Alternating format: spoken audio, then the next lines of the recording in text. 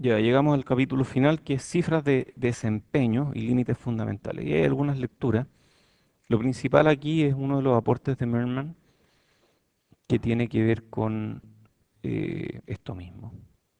Merman escribió un paper de esto, pero además tiene una página web donde tiene un montón de cifras de desempeño de todos los conversores de los últimos años. Y eso es bien útil. Cuando uno quiere diseñar algo y entender qué es lo que está pasando, uno mira ahí y funciona súper bien esa página. Entonces, estas son Figures of Merit. Figures of Merit de los ADC. Entonces, el objetivo, y aquí explico un poco la discusión que estábamos teniendo recién, es comparar el desempeño de diferentes ADC. Y podemos combinar varios ejes, porque los ADC tienen varios ejes, en una sola cifra. Entonces, un número que caracteriza todo. Y eso es súper difícil, porque siempre va a haber alguien que va a decir, no, sabes que fuiste injusto con mi FOM, porque yo creí que este número pesaba más. Y por eso me esforcé en hacer este. Y por lo mismo, este capítulo es difícil ser objetivo aquí. Entonces nos vamos a preguntar qué FOM son razonables, al menos desde el punto de vista técnico. Por ejemplo, ¿qué nos cuesta más? ¿Aumentar un bit de resolución o mejorar al doble en ancho de banda? Tal vez esas dos tienen alguna relación. Entonces tal vez ahí yo puedo tratar de comparar dos cosas que sí se parecen. ¿Y cómo podemos usar e interpretar estas FOM y cuáles son las tendencias y límites? Entonces vamos a ver tres FOM. La primera de ellas es, digamos que va a ser un conversor es bueno cuando es rápido y cuando tiene alta resolución. Es rápido cuando fs es grande y tiene alta resolución cuando la ENOV es grande, pero típicamente uno pone 2 a la ENOV, porque esto lo que mide al final son cuántos pasos de cuantización tiene. Y esa aparece en este paper, que es el paper de Walden. Y este es un clásico, este ha sido citado un montón de veces porque él partió con estas cifras de desempeño, propuso estas cifras de desempeño, y una cifra de desempeño que lo que sugiere es que agregar un bit a la ADC, un bit de NOV, cuesta tanto como aumentar la frecuencia de muestreo al doble. Eso es lo que está sugiriendo.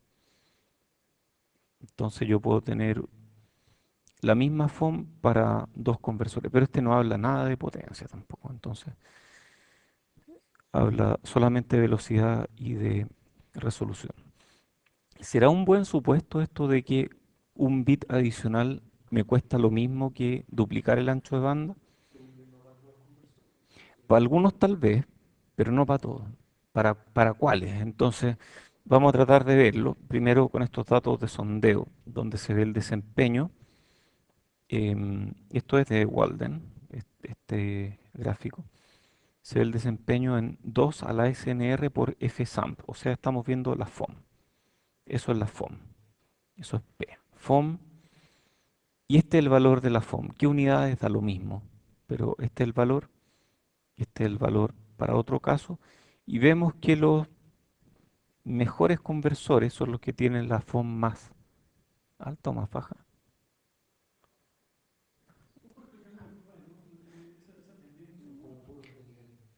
Eso es curva de nivel. Es cuando estas dos son...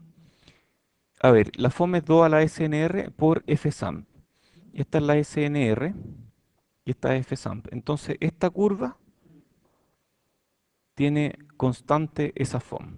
Esta curva tiene otra constante. Pero es que son logarítmicos los dos. Entonces, y la FOM es más grande, mientras más grande es mejor. Entonces nosotros queremos estar más arriba. Y vemos que esto, wow, este llegó a la FOM. Este es súper bueno. Tiene la media tasa de muestreo, pero tiene una resolución baja. Y vemos, o sea, yo veo esto hacia el ojo, que es más o menos así. Al ojo, ¿ah? No me dice mucho, pero al ojo ya veo que hay una tendencia que no es una recta. Y como dije antes, esta FOM incluye frecuencia de muestreo, incluye resolución.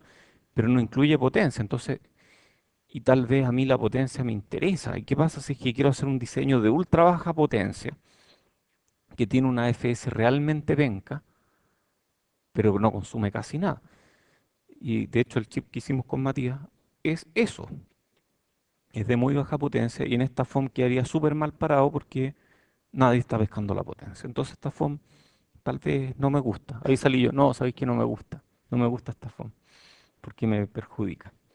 Entonces hay otra FOM que sale en el mismo paper, que es la FOM 2, que esta es FS, decimos, esta FOM mejora cuando la frecuencia de muestreo es más grande y mejora cuando tenemos más bits y mejora cuando la potencia es más pequeña. Entonces la idea es maximizar esta y ahí sí estamos metiendo la potencia. A veces se usa eso mismo a la -1 y queremos minimizar la FOM. Circuitos típicos, la potencia crece en relación directa con la velocidad. Dicen típicos, pero eso no siempre se da. ¿Y por qué crece en relación directa? Bueno, porque convertir algo, ¿ah? Y convertir es cargar y descargar capacitancias que hagan alguna operación. Y si yo descargo y cargo capacitancias que hagan una operación en un tiempo dado y termino con un valor, quiero hacerlo más rápido, tengo que descargar capacitancia y descargar capacitancia muchas veces más rápido si quiero terminar con muchos más valores. Entonces, finalmente, esto que está acá, que lo vamos a ver muy seguido después, eso es frecuencia partido por potencia. El inverso de esto es potencia partido por frecuencia de operación, que es en número de operaciones partido por segundo. Y esto nos da energía partido por operación. Entonces, este pedazo nos dice la energía por operación. Y eso es súper importante porque pareciera que algunas cosas escalan en cuanto a energía por operación y no tanto en potencia y frecuencia.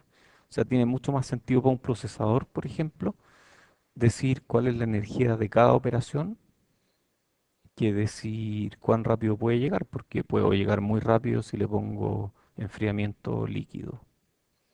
eh, pero eso requiere más potencia, entonces tal vez es más justo comparar energía por operación. Después vamos a ver qué tan justo puede ser. Circuitos típicos, la potencia crece en relación directa con la velocidad, por lo que decía recién. Entonces la FOM2 efectivamente captura ese compromiso. ¿Qué hay con el compromiso potencia versus ENOV? Antes de pasar acá, esta FOM captura ese compromiso siempre y cuando no haya leakage. Cuando hay corrientes de fuga, y si yo estoy estático y no estoy haciendo nada, si el procesador, si el conversor no está haciendo nada y tiene corrientes de fuga, entonces ahí la FOM empeora si yo me demoro mucho.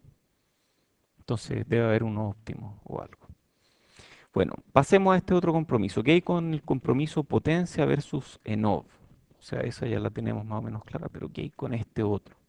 Un bit adicional realmente implica 2 por en potencia, porque eso es lo que está diciendo esta parte de aquí, que yo mantengo la FOM si es que aumento al doble la potencia y aumento en un bit mi resolución.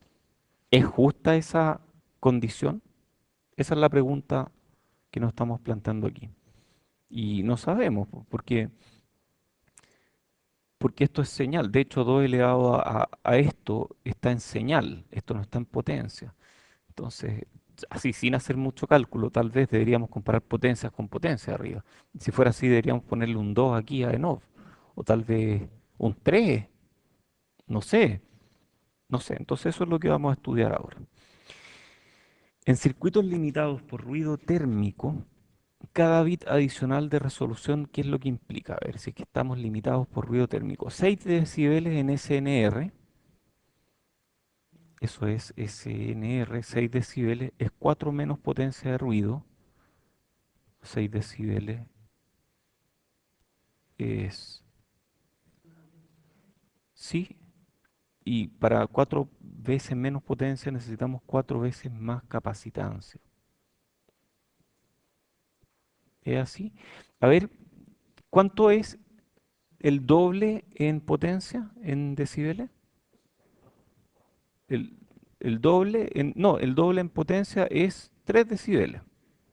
Entonces 6 decibeles es 4 en potencia. Ya, perfecto. Partiendo de eso, 6 decibeles es 4 en potencia. Entonces 4 por menos potencia de ruido para la misma señal. Y menos potencia de ruido. Potencia de ruido siempre es kT partido por C, por algo más.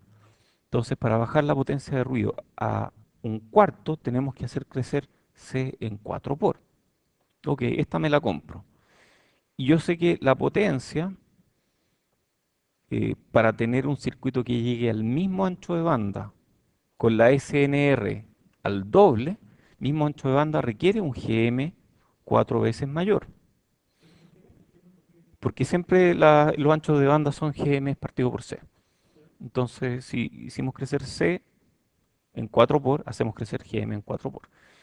Y la potencia crece con GM porque al mismo voltaje la corriente y el GM se parecen. Si es que yo mantengo GM partido por ID constante, si yo mantengo GM partido por ID constante, entonces al hacer crecer GM, para hacer crecer GM en 4 por, necesito crecer ID en 4 por. Por lo tanto, requiero una potencia que crezca en 4 por. Perfecto, perfecto, pero puede ser peor incluso.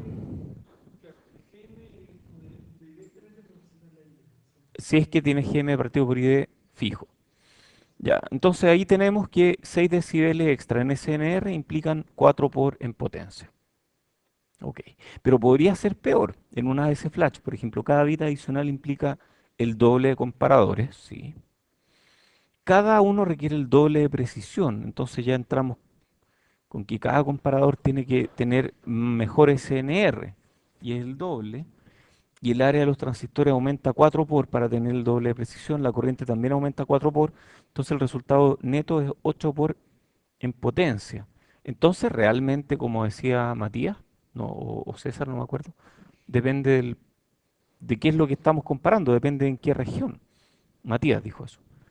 Depende en qué región, porque en una región limitada por ruido, para duplicar la S, para aumentar a 6 de 6 decibeles, o sea, en 4 por la SNR, necesito aumentar la potencia en 4 por, pero en ADC Flash, donde hay otras consideraciones, necesito aumentar en 8 por. Entonces la FOM2 está mal, esta FOM2 no sirve. Quizá entonces es inadecuada, porque si comparamos ADC que están limitados por emparejamiento o por ruido térmico, es inadecuada. Pero sigue siendo la FOM más usada en las publicaciones. Sí, funciona relativamente bien, ya que no toda la potencia de una DC está definida por ruido. Entonces, si bien la parte de ruido no funciona tan bien, para el resto funciona relativamente bien. Por ejemplo, hay potencia digital, circuito de polarización, etcétera. Entonces, para esa parte funciona relativamente bien. Pero para capturar mejor, en el caso de circuitos que están limitados por ruido, podríamos usar 2 a la 2 ENOV para capturar un poco esto que veíamos acá, en el numerador de la FOM2. Pero ¿qué pasa con los que no están limitados por el ruido? Entonces, ahí volvemos al tema que realmente depende del punto de operación. Y una sugerencia, que es la que entrega Merman, es no usar FOM que asuman una relación constante entre NOV y potencia. O sea, estas FOM que tienen eso, deberíamos eliminarla. En realidad lo que nos importa es eso. No, la FOM 1 no tenía potencia. Entonces lo que nos importa realmente es esto, es como la energía por operación y compararlo para conversores que tengan más o menos la misma NOV, cosa que sea justo. Y eso tal vez es más justo. Entonces la FOM3, que es la que propone Merman, es potencia. Esta está dada vuelta, por lo tanto queremos minimizarla. Partido por 2 veces el ancho de banda de conversión. ¿Por qué 2 veces? Ajá, entonces eso es. O sea, realmente esto lo que indica es, y esto en español simple, energía por cada muestra a tasa Nyquist.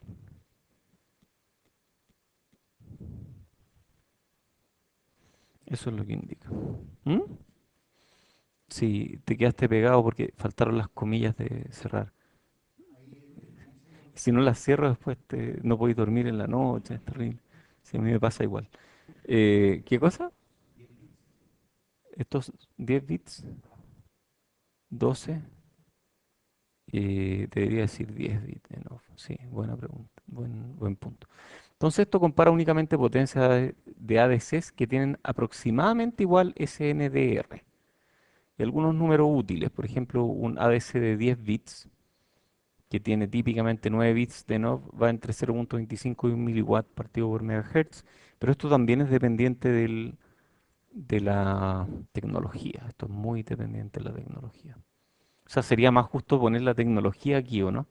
Bueno, no hay FOMS en la literatura que yo conozca que pongan la tecnología aquí. Claro, o partido, no sé, por la capacitancia, la tecnología, capacitancia mínima, o algo así. Eso yo no lo he visto. Pero hay que inventarla para que me acomode bien, porque yo no puedo competir por tecnología, pero tal vez podemos hacer buenos diseños. Y eso tiene sentido, porque esto es la energía, y la energía, según yo, es proporcional a la capacitancia. Entonces, si la capacitancia se achica, la energía también. Pero por otro lado, la energía empeora cuando hay más leakage, y cuando tú bajas la capacitancia, en tecnologías más nuevas hay más leakage. Entonces, es súper difícil, es súper difícil.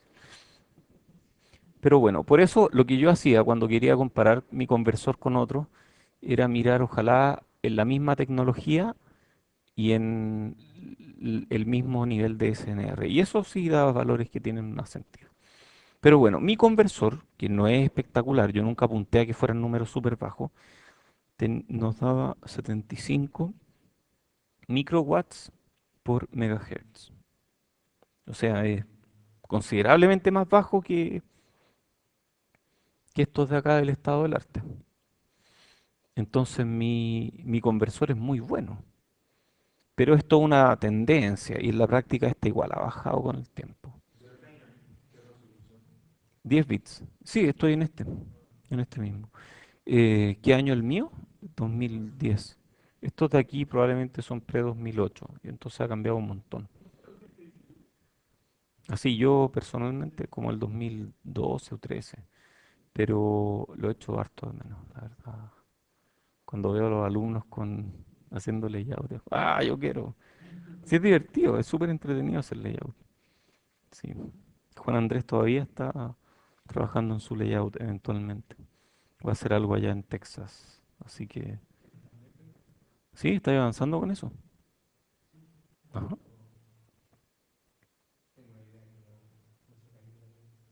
Hablemoslo.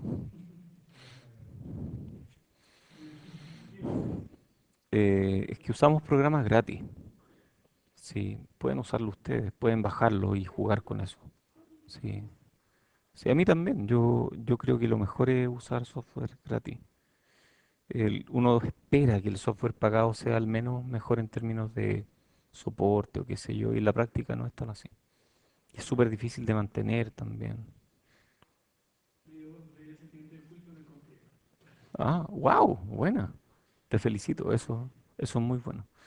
Ya, es más de lo que cualquiera casi de la escuela puede decir, incluyendo profesores. Así que sí, es súper razonable, eso es súper razonable. Sí, bueno, esta es la FOM 3. Entonces aquí vemos FOM de Walden, aquí. Y parece que esta no está tan mala, pero la FOM 3 parece que está mejor por aquí. Entonces, tiene sentido, ¿ah? Cuando la SNDR es muy grande, pareciera que la FOM 3 se ajusta mejor.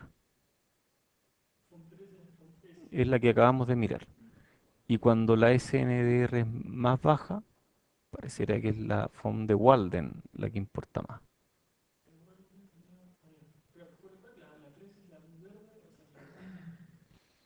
Claro, la 3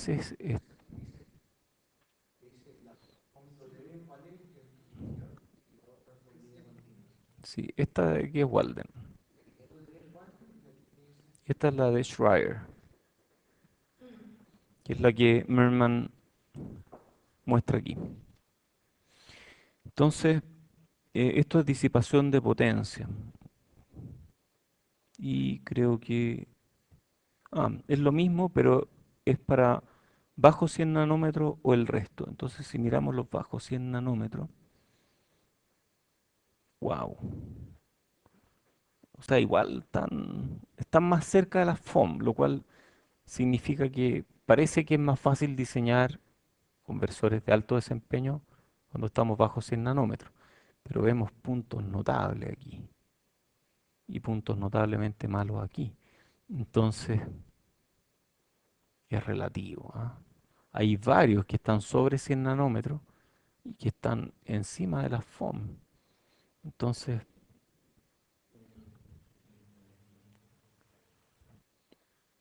sí.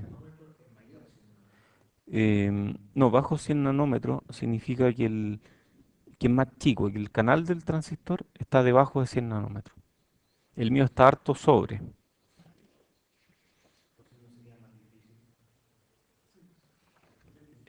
Por eso. Sí, o sea, este es notable, porque lo hizo en tecnología antigua y llegó súper bien respecto a la FOM. Y ese es terrible, porque es un transistor súper chico y el conversor tiene la media FOM, o sea, gasta mucha potencia. Tal vez tenía razones para hacerlo. Esto muestra un número nomás, esto no muestra más, entonces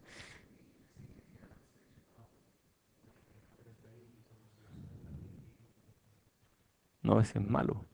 Oye, y es difícil porque uno ve aquí un número. Esto es un número y esto es otro número. Es como mirar estrellas.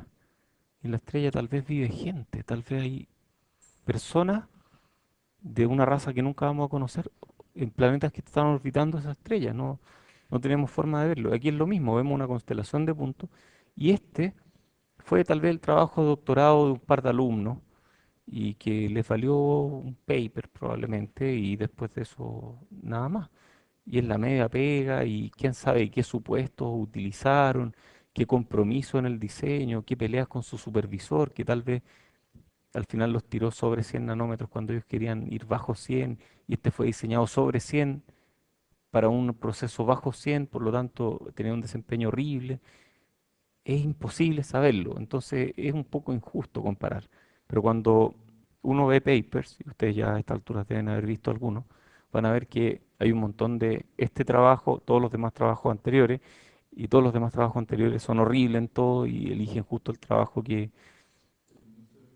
es típico eso. Entonces, así es competitivo, es un ámbito muy competitivo. Estas son tendencias en este gráfico que muestra logaritmo de potencia partido por frecuencia para conversores, aquí está el año y SNDR. Entonces vemos que hay un plano donde hay una tendencia, o sea, reducción de 2 por de potencia cada 2,1 años y aumento de potencia de 1,87 por cada 6 decibeles de SNDR. No es 2 por, entonces cada 6 decibeles es 1,87. Interesante, interesante al menos. Veamos algunos límites fundamentales. Aquí nos vamos a meter con un par de magias. Límite fundamental en disipación de potencia para un amplificador clase B. ¿Se acuerdan de eso, no? Manejando un capacitor. Esto es un paper antiguo, esta es una conferencia de circuito y sistema. Y Eric Vitos es bien famoso, él es muy famoso.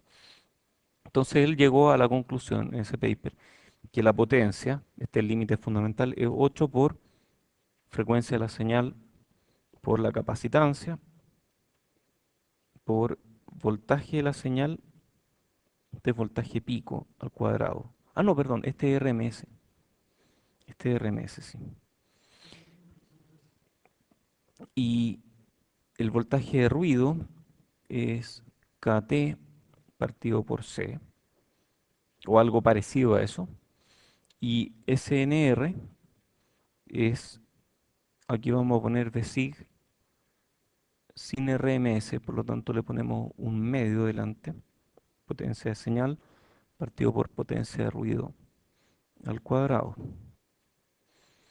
Y de aquí despejamos que la potencia es 8 kT por, de aquí podemos meter SNR y después llegar al ruido, cancelar un par de cosas. Llegamos a SNR por Fsig. Entonces miramos esta cuestión, la miramos bien. 8 veces kT una constante, o sea, esto es energía, por SNR por la frecuencia de la señal. Ah, y ahí la energía se convierte en potencia. SNR adimensional. Entonces la potencia crece con la SNR y la potencia crece con la frecuencia. Esa la sabíamos, que crece con la frecuencia, la sabíamos y funciona bien como límite fundamental en general en amplificadores clase B. Pero la SNR también, ¿ah? También crece con la potencia. Y el límite en un amplificador clase A es pi veces mayor. Hay que leer ese paper, parece, ¿ah? Hay algo ahí que yo pensé que sabía del curso anterior. Hay demostraciones matemáticas, sí, sí, así es, tal cual, sí. Y está demostrado, es un paper clásico. Ya. Entonces vamos a otro. Circuito de capacitores conmutados. Aquí imaginen que tenemos los rieles y mi Vsig es la mitad de los rieles al final. Entonces puede ser que tenga algo en régimen de slewing o puede ser que tenga un establecimiento lineal y tengo un amplificador típicamente clase A que tiene este capacitor conmutado a la salida. Entonces tengo dos extremos, por un lado slewing y por otro lado totalmente lineal. Y en la práctica voy a estar entre medio de los dos, o sea, voy a partir con slewing y voy a terminar con lineal. Y dependiendo de qué porcentaje estoy aquí, qué porcentaje estoy aquí, es cuán eficiente va a ser. Entonces vamos a ver los dos casos. Primer caso, 100% de slewing. Toda la corriente se va al capacitor. Y bias es C por, a ver, yo sé que I partido por C es dVA de T, por lo tanto I es C por dVA de T, dVA de T, y es C por el voltaje que voy a estar moviéndome, es sig partido por TS medios, tengo la mitad del periodo para establecerme, y eso se llega a 4C de sig F sig, considerando que uno partido por T es la frecuencia y sí, no sé dónde sale este 4 pero sale. Después tenemos P, es 2 V sig por I bias.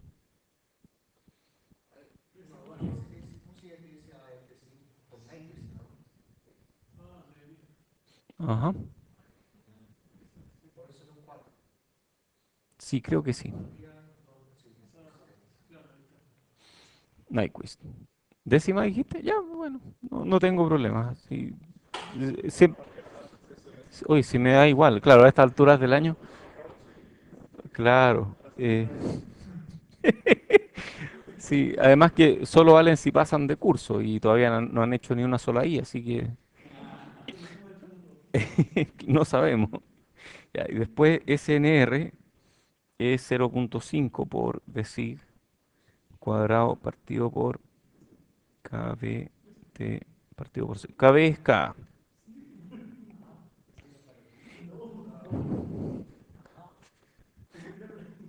Ya, después potencia. Me da igual, si todos van a aprender con este curso, sobre todo con el proyecto. La potencia es 16 veces KT SNR Fsig. A eso se llega según esto. Comparamos con esto, 8 KT SNR Fsig, 16 KT. O sea, cuando hay 100% de slewing, estamos ahí. Mm. ¿Qué pasa cuando hay establecimiento lineal? En ese caso, C por dV a dt en el máximo, y eso es C por... Bueno,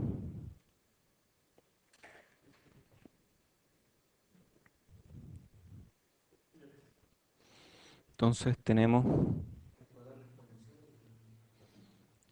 sí, d a dt max t v sig por 1 menos e a la menos t partido por tau y eso es C por V sig partido por tau.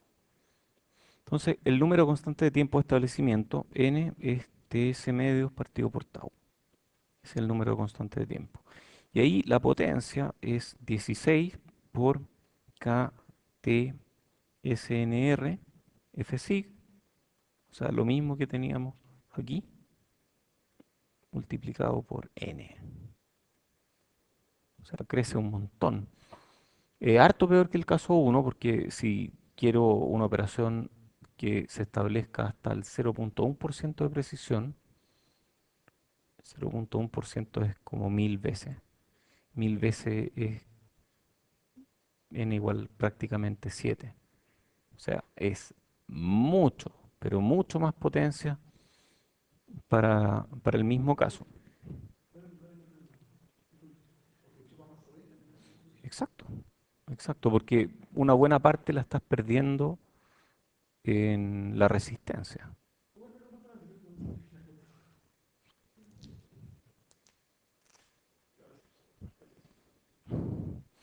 Ya, entonces aquí hay algunas líneas de límite. Este es lineal, este que está acá es clase A, este que está acá es slewing, y este que está acá es clase B. Y vemos que estamos a órdenes de magnitud. Estamos lejos, estamos realmente lejos. O sea, incluso el lineal, que es el peor caso, está lejos. Y si nos vamos a clase B, que sería el mejor caso, estamos aún más lejos. O sea, ¿realmente estamos haciendo muy mal la pega? ¿O hay algo que no hemos considerado? Ese es son varios de esos problemas. Estamos órdenes de magnitud alejados, pero las límites son mucho más, las líneas de los límites son mucho más empinadas. O sea, si se fijan, esta y esas aquí son totalmente distintas.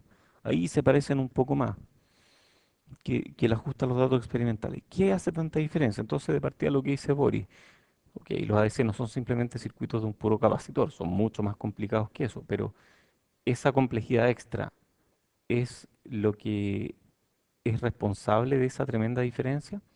Entonces, aquí vamos a hacer otro análisis que incluye algunos factores prácticos que no son fundamentales, son prácticos, pero en la práctica son inevitables, así que tenemos que considerarlo. Y de partida vamos a dividir el espacio de diseño en tres partes. Una con SNR elevada, ahí la complejidad es constante.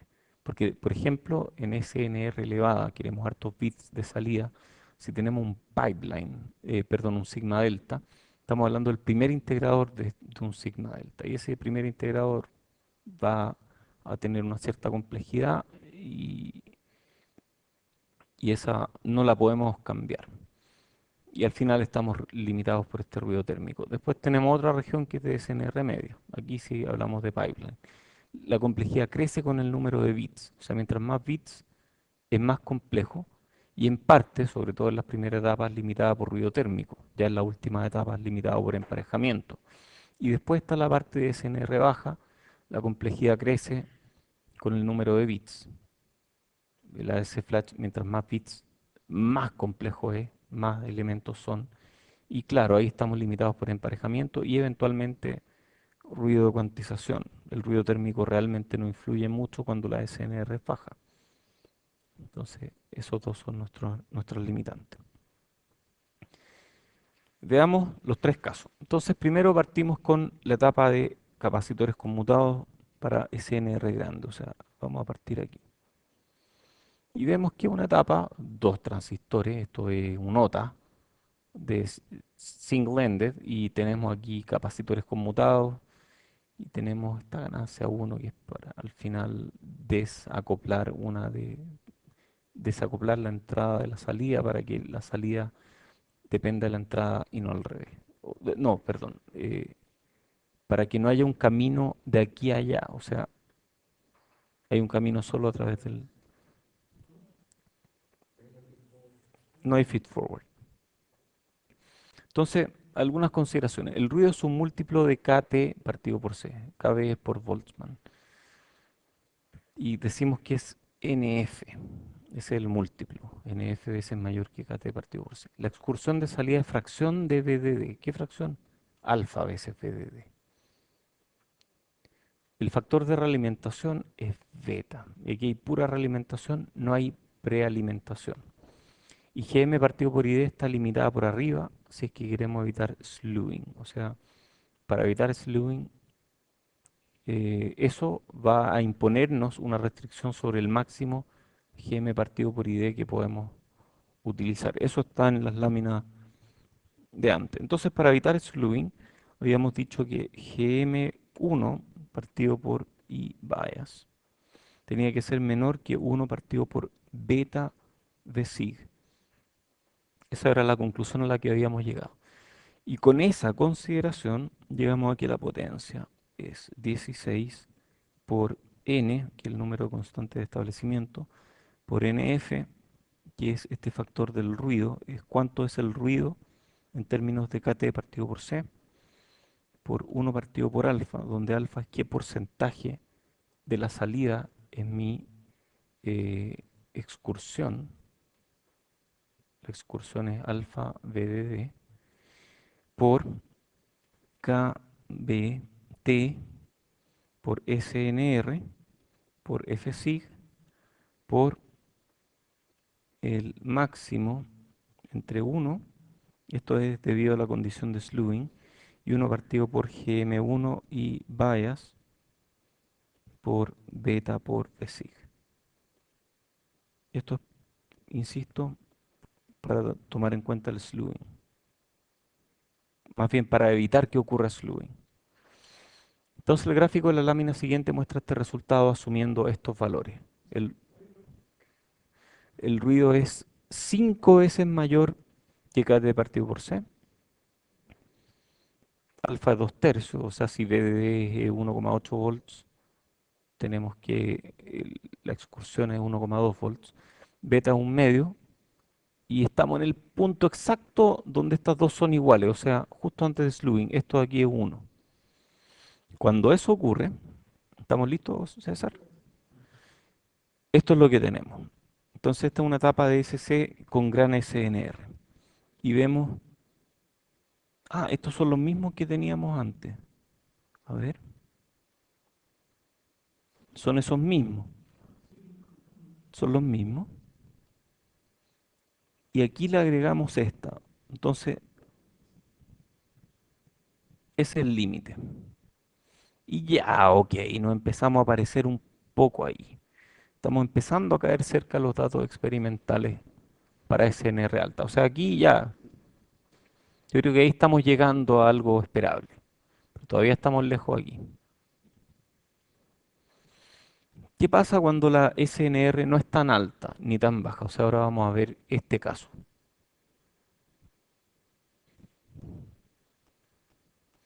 Consideremos dos casos. Uno es ADC de pipeline, que emplea etapas de capacitores conmutados y está limitado parcialmente por ruido térmico. Y digo parcialmente porque también puede estar limitado por emparejamiento. Y el integrador de GMC de tiempo continuo, que está limitado por la distorsión. ¿Verdad? Porque queríamos que la distorsión fuera baja. ¿Y cómo vamos a medir la distorsión aquí? Es difícil, no es trivial, pero hay un análisis, se los voy a mostrar ahora. ¿Qué es distorsión? Entonces, aquí vemos una ADC de pipeline, donde tenemos eso de la ADC de pipeline, son al final puras amplificaciones de capacitores conmutados, 2 por 2 por, etcétera. Escalamiento de potencia cercano al óptimo en teoría, escalar la capacitancia según la ganancia de la etapa anterior. La etapa 1 consume la mitad de la potencia total y entre todas las demás, cada una de estas hacia la derecha consume lo que consume esa misma. Un bit adicional aumenta la potencia en 4 por. ¿Cómo en 4 por? Si yo agrego uno adicional no aumenta nada. No, pues tengo que aumentar para atrás todo. Y aumento además el número de etapas. Y cuidado, usualmente es impráctico escalar los capacitores tanto. O sea, al final los últimos capacitores van a ser todos parecidos porque van a estar limitados por emparejamiento. Entonces vemos que Este es un típico escalamiento. Estas son las capacitancias. em, Esto es para diferentes trabajos. Vemos cómo escalan aquí. Vemos cuánto vale la suma de los capacitores. Em, entonces aquí número de amplificadores 13, número de amplificadores 12, 11, wow. Ok, suma las capacitancias. Uy, la media diferencia aquí con esto. Y así, pues, cuánto vale cada capacitancia. Potencia relativa entre pipeline y una sola etapa de capacitores conmutados. Y si miramos estos números aquí, tenemos algo que mágicamente igual cae cerca. Entonces tenemos esta zona de SNR alta, pero que todavía tiene lugar para mejorar. Después tenemos esta zona de SNR media. Veamos el otro caso, el integrador GMC. Y aquí lo que nos interesa es que sea lineal. Entonces, cómo medimos la linealidad? Una forma es medir la IM3. ¿Qué era la IM3? También le llamamos IMD3. La distorsión de intermodulación. Ah, eso era cuando teníamos dos frecuencias muy parecidas y aparecen los productos de tercer orden que empiezan a caer justo al lado de donde estábamos y esos son los que queremos evitar. Y eso pasa debido a la no linealidad. Cuando tenemos realmente algo no lineal, aparecen estos efectos. Y esto es mágicamente, esto viene de algún paper. VID max partido por VOV cuadrado. Y la eficiencia en corriente es I o D max partido por I bias. O sea, es cuánto de la salida. No, eta cur, de current. Pero ¿cómo no lees? Es por current. Es de la corriente. Entonces, I o D máximo partido por corriente. Perdón, es que mi letra es horrible. Debo hacer un esfuerzo, estoy consciente de ello. Em, Tal vez quiero parecer médico. Sí, nunca me fue muy bien en caligrafía. Em, entonces la corriente del par diferencial partido por la corriente de bias. Idealmente esto queremos que sea uno y no va a ser 100% eficiente. Entonces esa es la eficiencia. Y esa eficiencia es, se puede llegar a que es VI de max partido por VOV y eso es 32 partido por 3 por IM3. Entonces, solo una pequeña fracción de la corriente de cola puede ser conducida a la carga. Por ejemplo, cuando IM3 es 60 decibeles, estamos hablando de que esta es 10%. La distorsión de intermodulación. Entonces, es una fracción pequeña, cada vez más cerca. Entonces, GMC, de acá, agarró esa parte. Y aquí agarramos esta otra parte. ¡Wow! Igual es, igual es medio mula, pero es impresionante porque, ¿cómo qué? Pero mágicamente llegan. Más alta, sí, pero es que es media alta, entonces es como que es así, es media alta. Esta de aquí en realidad no nos dio, como que esto, sí, es exactamente así está. Y estas cosas son publicables, ¿ah?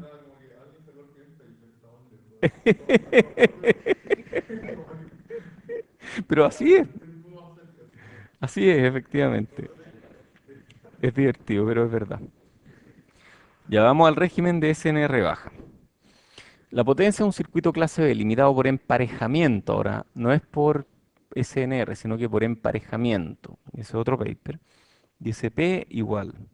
24 por COX por ABT cuadrado. ¿Qué era ABT cuadrado? No, es un coeficiente de Pelgrom. Solo es el coeficiente de Pelgrom por F sig por V sig. Sí, Marcel Pelgrom. Sí. 3 sigma VOS. Perdón, esto es sigma VOS. Y ese es el otro de Pelgrom.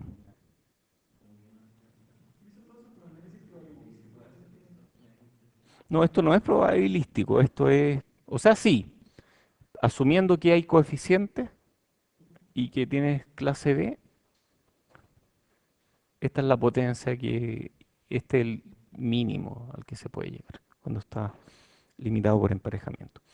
Entonces, un resultado ajustado por una DC flash, asumiendo que es clase A, emparejamiento de medio LSB, que es a lo que uno apuntaría generalmente con intervalo de confianza 3 sigma, 2 a la B componente, energía dinámica adicional por cada ciclo de reloj, uso parcial de la fuente de potencia, y tenemos, o sea, ya, ok, es verdad, aquí hay cierto ajuste, ¿ah? Cierto ajuste.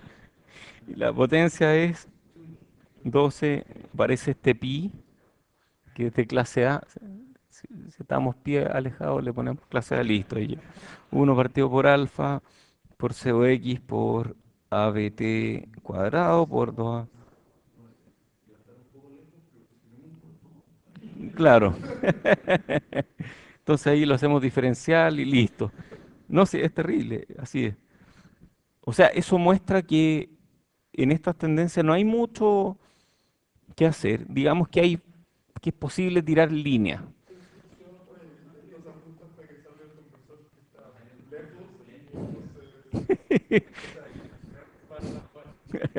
Claro, la 3B, sí. Más 2 energía dinámica. O sea, me faltó ya, pero aquí tengo energía dinámica.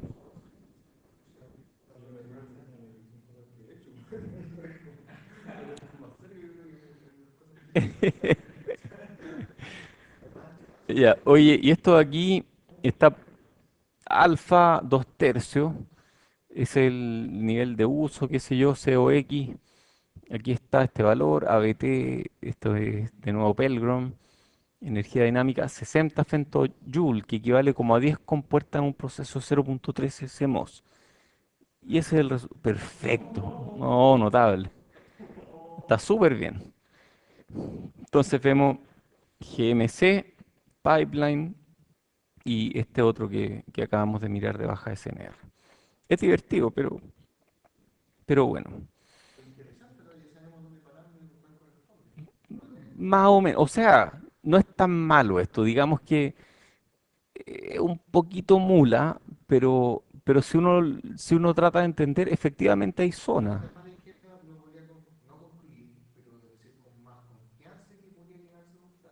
Que podría, no solo que un flash, que está limitado por emparejamiento y que la complejidad es importante. Aquí no está ilimitado por SNR, porque la SNR es súper baja. Entonces sí está ilimitado por emparejamiento. Y lo mismo acá arriba y acá. Entonces no está tan mal. Digamos que, ok, uno puede tener dudas de si los números fueron ajustados para que calzara perfecto. O sea, yo veo que aquí la curva es, pero es que es continua ya, ok, es discontinua en su primera derivada, pero esta que es continua prácticamente. Entonces, como que hubieran puesto splines, no sé. Pero no. eh, Al menos da un poco de idea de para dónde van las tendencias. Entonces, estos resultados incluyen únicamente supuestos menores en relación con la tecnología. El escalamiento trae buenas y malas noticias. BDD bajo, B swing partido por BDD es más bajo. La potencia dinámica más baja. FT más alta permite operaciones en inversión moderada a débil con gran GM partido por IDE. Entonces, esas son cosas que se pelean entre sí.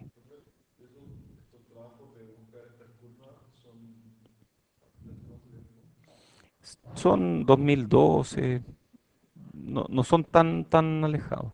2011, por ahí creo que son. Las líneas de límite no se van a mover mucho a menos que aparezca una tecnología nueva y completamente diferente a lo que existe.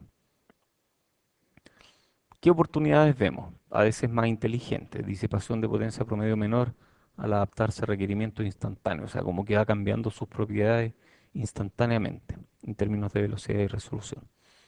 A veces minimalista, empleando circuitos muy simples que hagan, por ejemplo, compensación digital de ganancias que no son perfectas o de no idealidades que son imperfectas, ¿cierto? Postprocesamiento digital es prácticamente gratis en términos de área y energía. Ya vamos a ver por qué. Esta es la energía de la lógica digital. Entonces, esta es la energía de una NAND 2 en femtojoule por compuerta. NAND 2 es una NAND de dos entradas. O sea, es esto. Esa es la energía que consumía en términos de día a las 6 kT. Por qué lo pone en términos de kT? Bueno, es como una normalización. Esto es por compuerta. Y esto es cuánto consume en términos eh, de día a las 6 kT. Wow.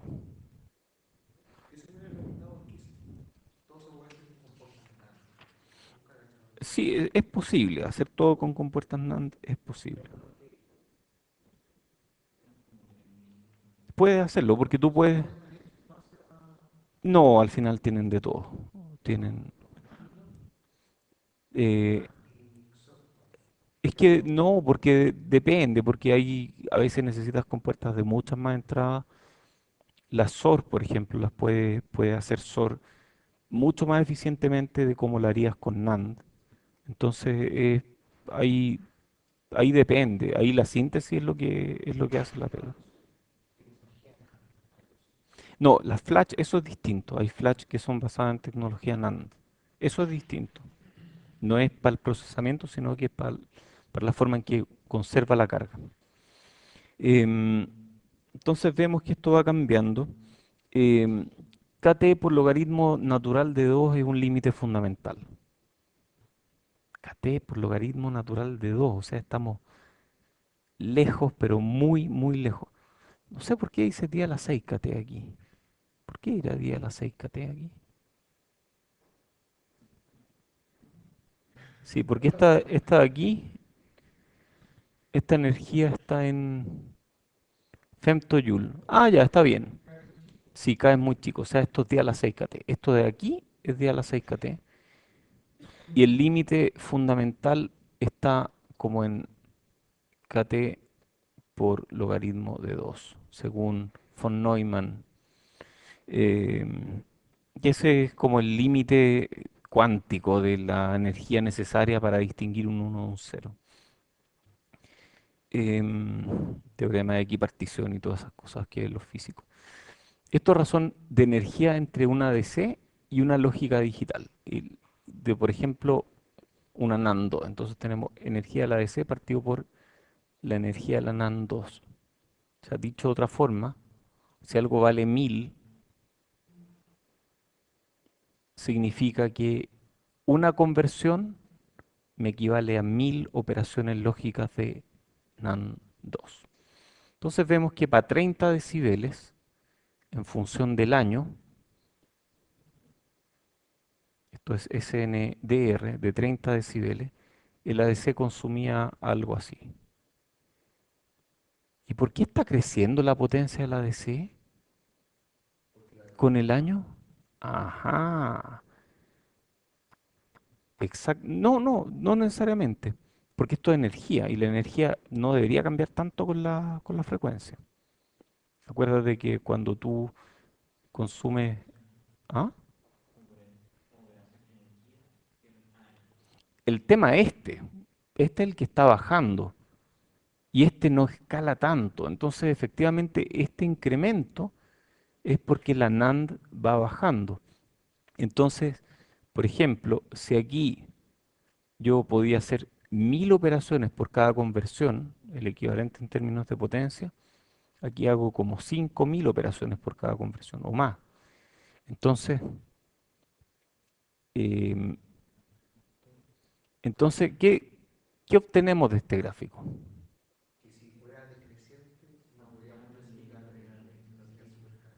Ya, pero ¿qué sacamos al revés de por qué es creciente? ¿Qué significa? O sea, aquí yo veo que efectivamente la pendiente no sube mucho más. Pero una de las cosas que yo veo, por ejemplo,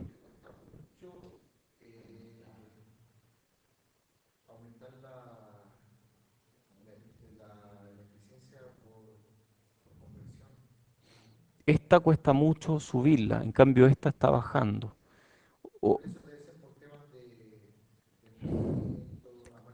exacto,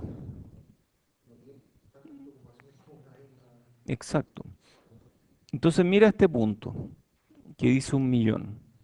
En este año, para la tecnología digital de ese momento, una conversión de SNDR 90 decibeles era equivalente en términos de energía a 1 millón de operaciones. Y 1 millón de operaciones pueden hacer mucho, en el sentido de que es casi gratis una operación digital cuando yo estoy consumiendo esa cantidad de energía en analógico. O al revés, si es que yo puedo mejorar mi desempeño sustancialmente agregando algo de lógica digital que en términos de energía relativa a mi conversión es baja, entonces tal vez yo sí quiero usar lógica digital. Aquí hay una tabla que muestra un poco algunas conclusiones. Esto está centrado en el año 2007.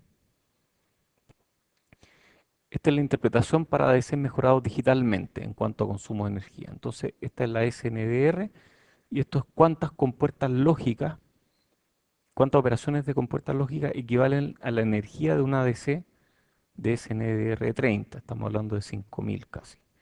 Pero para una SNDR 50 puedo hacer casi 40.000 compuertas lógicas o casi 40.000 operaciones lógicas.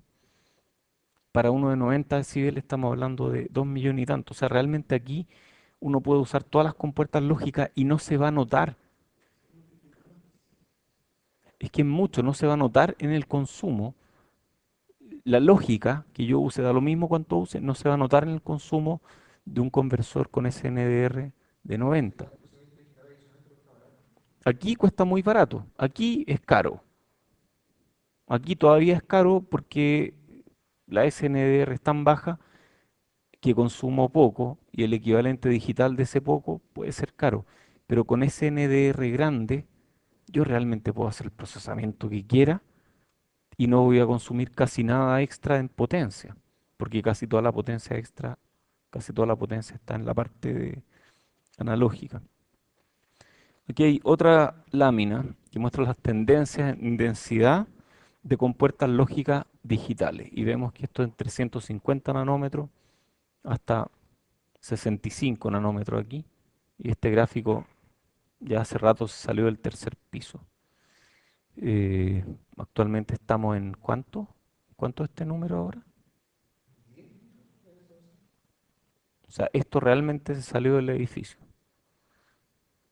Con puertas por milímetro cuadrado es demasiado. No, es mucho. Entonces, uno al mirar esto se da cuenta de que realmente en el futuro va a importar re poco el tema de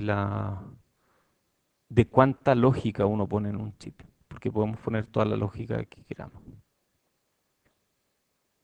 Entonces ahí pensamos, más lo que nos esforzamos en hacer que la razón entre dos capacitancias sea exactamente 2, para que ese conversor de pipeline tenga ganancia exactamente 2 en esa etapa.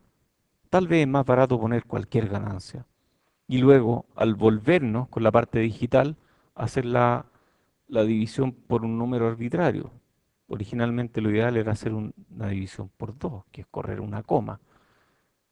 Pero si puedo hacer un mal diseño que sea barato y luego compensarlo digitalmente, tal vez esa es la tendencia.